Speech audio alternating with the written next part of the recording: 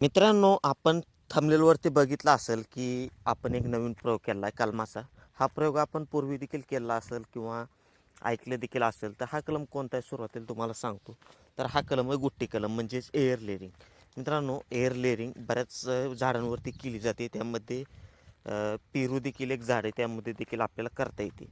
आपण नवीन प्रयोग म्हणून काय केलं आहे, तर एअर लेअरिंग ही आपण जमिनीमध्ये केलेली.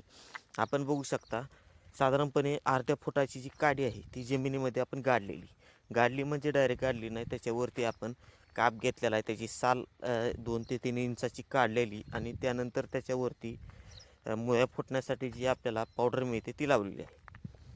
बरेच जागेवरती आपण बघितलं असेल की एअर लेअरिंग जी आहे ती झाडावरती बांधली जाते, परंतु पेरूची एक अशी खासियत असते की त्याच्या फांद्या ज्या आहेत त्या जमिनीला टेकत असतात किंवा जमिनी लेवल आपल्याला पाहायला मिळत असतात. त्याच हिशोबाने आपण हा एक प्रयोग करून पाहिलेला आहे.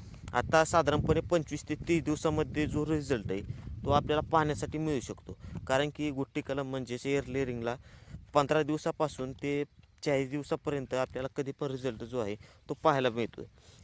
आत्ता कलम करून साधारणपणे 8 दिवस जे आहेत ते पूर्ण झाले आहेत आणि 8 दिवसानंतर देखील आपली जी समोरची फांदी आहे म्हणजे शेंड्याची फांदी जी आहे ती आणखी चांगल्या पद्धतीने आपल्याला दिसते. कारण की जर आपली पद्धत जी चुकीची झाली असती तर पुढची जी फांदी आहे ती सुकलेली असती, परंतु आणखी सुकलेलं नाही.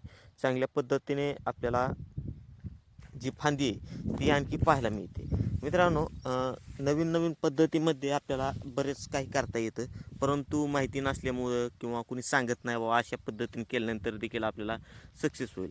तर हा कलम देखील 100% सक्सेस होणार आहे, परंतु एक काळजी आपण प्रत्येकाने घेतली पाहिजे. ती कोणती काळजी, तर ज्यावेळेस आपण ती माती टाकलेली त्या फांदीवरती तिच्यावरती जो ओलावा आहे तो कायम टिकून राहायला पाहिजे. कारण की ओलावा असेल तर त्याला मुळ्या फुटण्यासाठी मदत असते. जर तुम्ही म्हणत असाल की बाबा आता माती लावली आता डायरेक्ट आपल्याला मुळ्या फुटतील, तर असं नाही. त्याची काळजी घेणं महत्त्वाचं आहे. 2-3 दिवसाला आपण त्याला पाहणं महत्त्वाचं आहे, निरीक्षण करणं महत्त्वाचं आहे, की जेणेकरून खरोखरच हा प्रयोग आपला सक्सेस होईल की न होईल ती.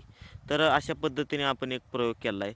हा प्रयोग आपण लिंबुणीवरती देखील करू शकतो आणि पेरूवरती देखील करू शकतो. कारण की ह्या 2 अशी झाडं आहेत त्यांच्यावरती एअर लेअरिंग गुट्टी कलम जो आहे तो 100% वर्क करतो आणि कमी कालावधीमध्ये आपल्याला झाड जे आहे तयार होत असतं. आता काही दिवसामध्ये आपल्याला त्याचा रिझल्ट हा आपल्याला आपल्या चॅनलवरती पाहण्यासाठी मिळणार आहे.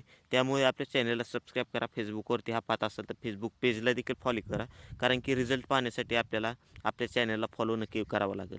तर नंतर भेटू अशाच माहितीपूर्ण आणि शेतीविषयक व्हिडिओमध्ये.